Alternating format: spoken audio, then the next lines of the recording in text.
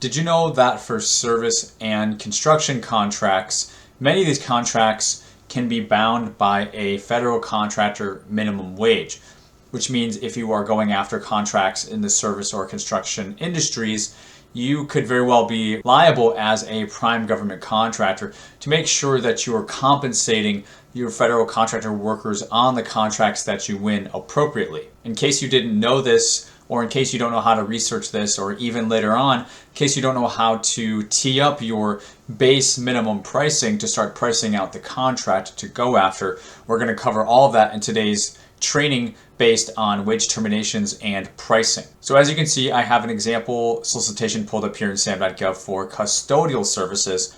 I've chosen this one because it is services, right? So this is for services and construction contracts. As we scroll down to the bottom, we can see that it takes us to Pi, and as we just quickly jump over in Pi, we actually have the wage determination here as an attachment that I've already pulled up. So typically we don't see this, which is also why I've chosen this opportunity as an example. Very often you'll see wage determinations already included in your solicitation docs that you're reading through, or perhaps attached separately. In this instance, when we open up their quote-unquote wage determination attachment, they just have a little bit of information saying this is the city, this is the county, this is the state, this is the wage determination number. They're not actually giving you the actual wage determination, so they're telling you that you have to find it on your own. So in case this ever happens to you, I got you, because I'm going to show you exactly right now what you can do to find this. And like I said, later on, we will build off of what we find to actually back into bare minimum pricing that's going to be acceptable for this particular example. So if we jump over to sam.gov on the home screen, instead of going to contracting, this time we will go to wage determinations. And when we see wage determinations, we see that there's two options. There's the Service Contract Act, and then there is the Davis-Bacon Act. An easy way to remember these is for the Service Contract Act, or SCA, this is going to be for service contracts. And then for Davis-Bacon, this is going to be for construction contracts. So since we, again, are looking at a custodial services example, we will look at the SCA wage screen. Now, in order to pull up the wage determination, you have to put in two different things, the state and the county. And as a bare minimum, that is what the contracting officer has provided us. So for this example, we will pull up the state of Kansas and then the county of Douglas. They do give us the city of Lawrence, but that doesn't matter in terms of inputs into sam.gov. So Kansas and Douglas. So we can click state and scroll down to Kansas, and then county and scroll down to Douglas. When we do that, it automatically pulls up a search result for just one, and we can click on that and open up the actual wage determination. Now, as we scroll down, we can see this is U.S. Department of Labor. Okay, this is DOL. So this is pretty important stuff.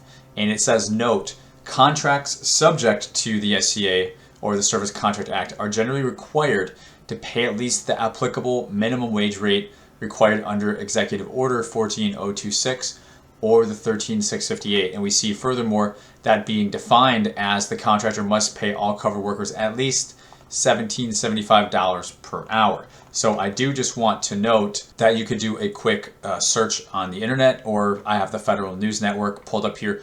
Federal contractors actually are no longer having to pay a minimum wage of almost $18 per hour for employees under certain types of contract. President Donald Trump rescinded this executive order from April 2021, which established higher hourly pay for hundreds of thousands of blue-collar workers. The Biden administration raised the minimum wage for specific covered government contracts like those for concessions or those for other services on federal lands to $1775 an hour, which is what we are seeing reflected here. Starting on January 1st, Trump's rescission means contractors can pay blue-collar employees a minimum of just under $13 an hour. So we won't get into it more than that, but just to point out that this has not been totally updated in case you're looking in real time at your own wage determinations. So now as we continue to scroll down, we see our state of Kansas and our area of Kansas county of Douglas reflected. So we know that we are in the right spot. And if we further want to drill home that this is the right and appropriate wage determination for us, we can see that they gave us the actual wage determination number of 2015 5335 with the revision number of 27. And we see that here as well. Wage determination 2015 5335, revision number 27.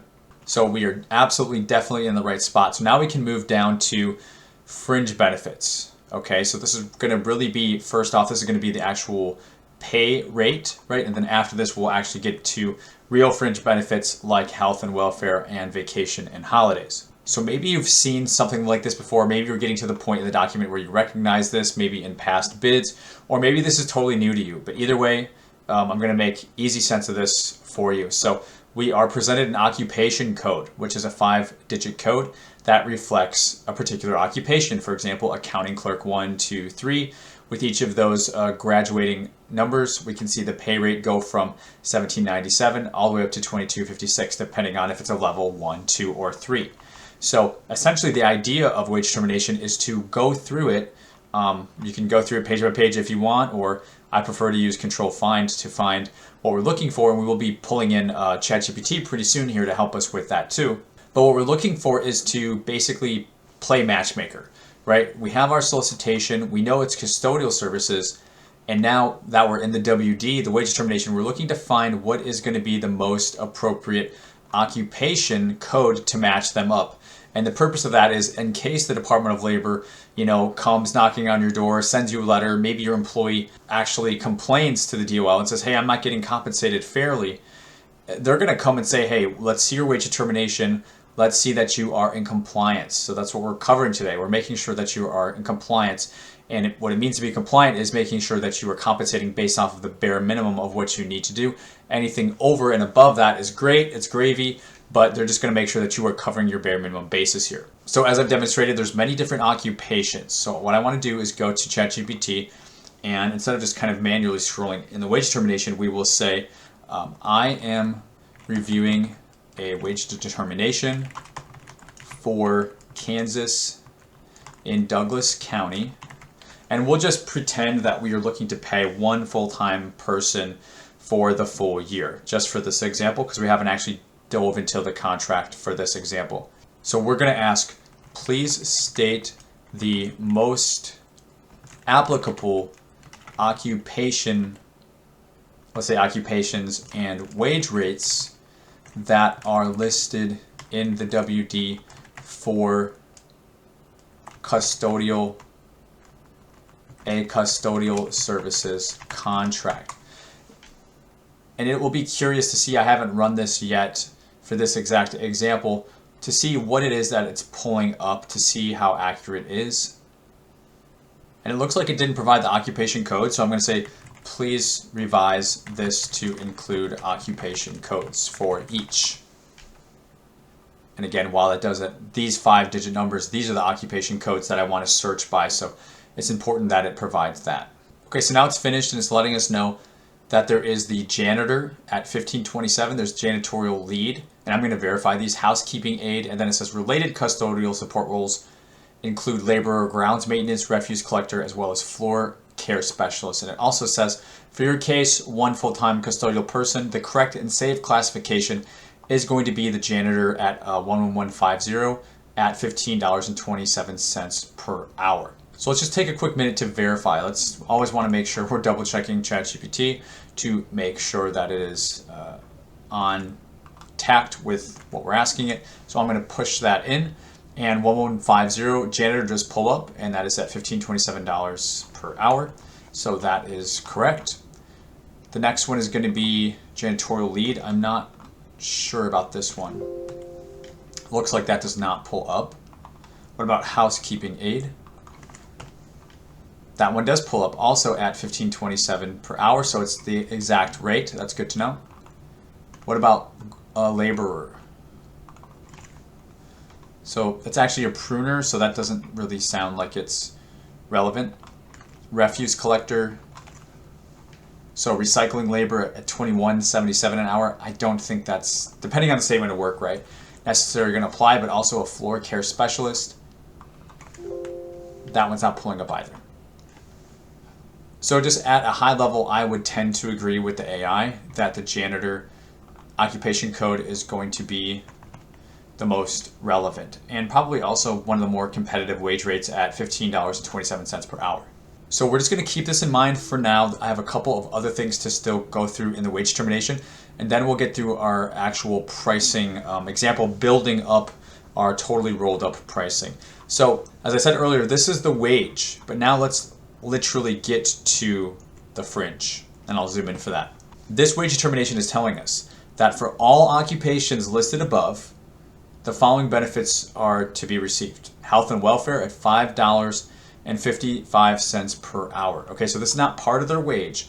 This is not part of the, the 1527. This is 1527 plus 555. So that is incredibly important to know. Many contractors actually miss this, and they put themselves at risk of essentially getting in trouble with the Department of Labor on their contracts. Next, we also have vacation. So 2 weeks paid vacation after 1 year of service with a contractor or a successor. So this is also or a successor.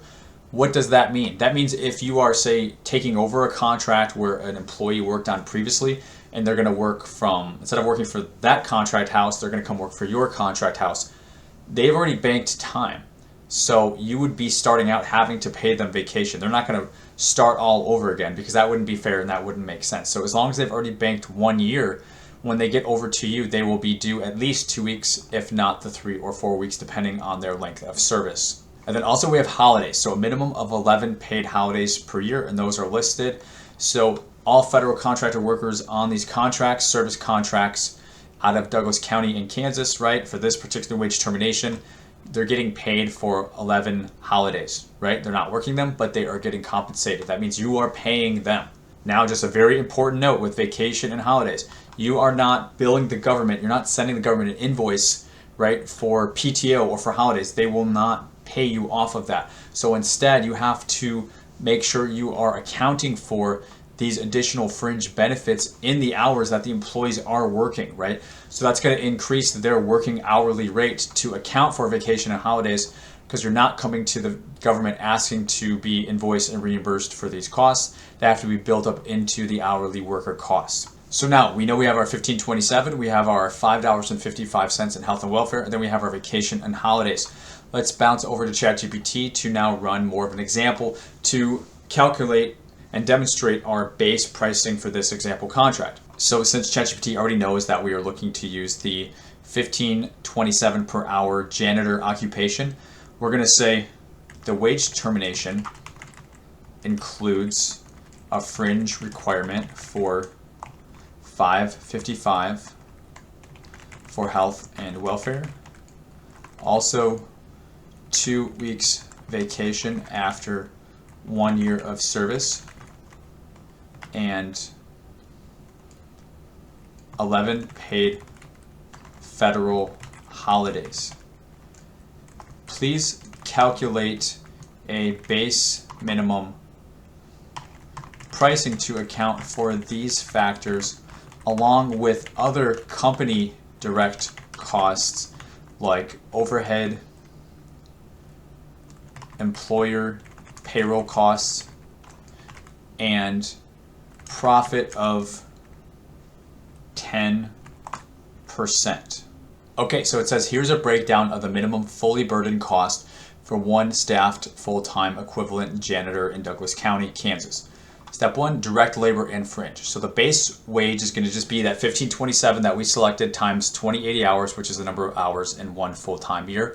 And that equals $31,770. To it, it says health and welfare fringe, which is going to be, again, our number of hours times that 555. So that separately, that's 11,000. Additionally, just for the health and welfare annually, added to the 31,000. So that puts us at $43,305 for direct wages plus the fringe from the wage determination. Next, it's telling us that we need to account for approximately 13% of wages to go for employer payroll costs like FICA, FUTA, SUTA, and workers' comp. That is going to add an additional $4,129. We also have overhead that they are accounting for $4,330, which is an approximate 10% of wages, which is a fairly common standard. And also they're using our 10% profit, which adds another $5,176. So that puts us at our total annual price just with this at $56,941.68. So stay with me, because this is where it gets really important, like I said, when it comes to those holidays and the vacation time. So it says after factoring paid vacation for 2 weeks and those 11 paid holidays, your employee is not actually going to be working those 20/80 hours, right? You have to reduce it, and they're reducing it by those 248 non-working paid hours.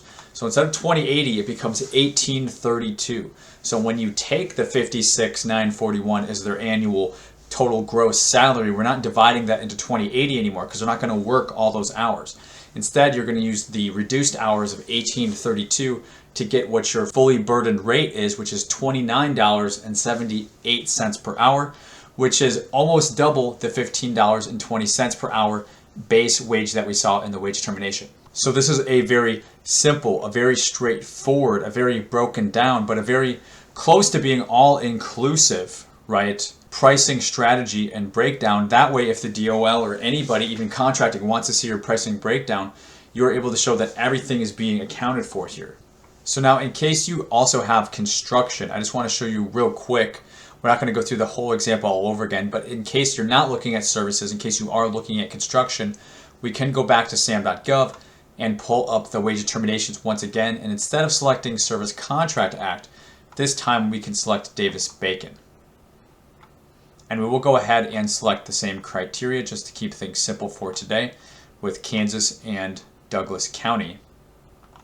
And we have our most updated wage determination pulled up at the top, so I will select that.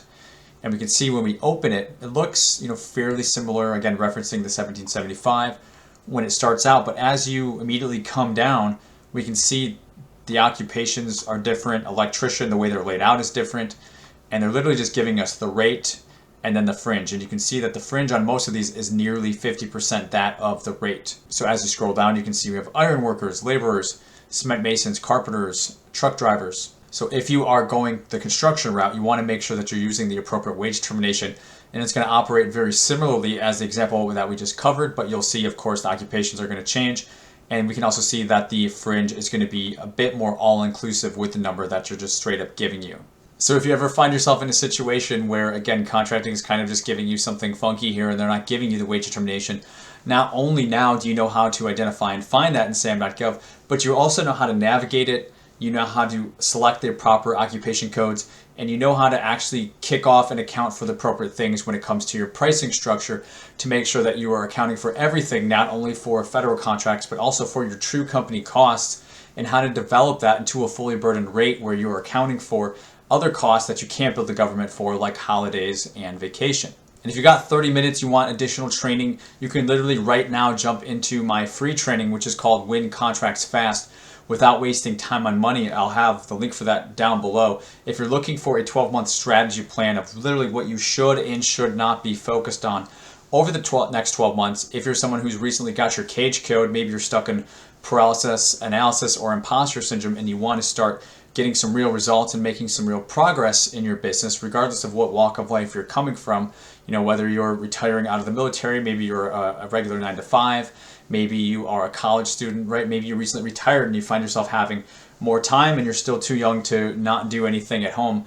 You can all take advantage of the training, and I recommend everybody, even if you've been doing it for a little while, to jump into the training, because it's, again, going to help you win contracts way faster than trying to do it on your own, and you're going to save a lot of time and money following the steps that I give you in that training. I also don't want you to miss out on the daily dose of government contract training. So if you didn't know, Monday through Friday, 8:30 a.m. Central Time, 9:30 Eastern, I'm pushing out new trainings every single morning. We're premiering the videos. I watch those on my end live with you. You can ask questions down in the chat below. And I'm doing that to grow our channel because I want to get the truth about government contracting, not just what's nice to hear and things that are flashy to talk about, because I know there's a lot on YouTube University here, but I'm really trying to show you the nitty-gritty, the truth, whether you want to hear it or not. It's what's going to help you. It's truly what you need to be successful in the space. And if you don't want to miss out on those trainings, just like today's, make sure that you are subscribed to the GovKidMethod YouTube channel, and also make sure you are clicking that notification bell so that you get reminded every morning so that you don't miss us at 8:30 a.m. Central Time. So in addition to that, I have additional trainings, paid trainings. I have my flagship training. We're also currently running our 90-day bid challenge where I work with you to respond to 10 federal contracts over the next 90 days, which is really, really exciting because we just kicked that off. If you want additional information on those resources, you can always email us at support@govkidmethod.com. Maybe you're newer to me, you're like, who's this guy? You can also learn a lot more about me and the work that I do at my website, GovKidMethod.com. So don't forget to smash the like button on today's video if you made it this far. Also, if you're watching and you're not subscribed, definitely please subscribe to the channel. Your subscription really does matter. We've been attacked by the algorithm, so we're trying to get as many new subscribers back on our side so that we can get this great federal contracting information out to all the new small business owners that really need this, guys. And again, if you've got like 30 minutes, you're going to start looking for other videos to watch. Why not jump into my free training where I give you gems, where I give you pearls, win contracts fast without wasting time and money. Just click on that link down below. You can jump into it within the next 5 minutes and it won't take too much of your time. So I hope today's video really opened your eyes if you didn't know, or really demonstrated if you were somewhat familiar with wage terminations, but hopefully it took it to the next level for you to learn how to actually support this with your pricing. And until next time, guys, thanks for watching, and you got this.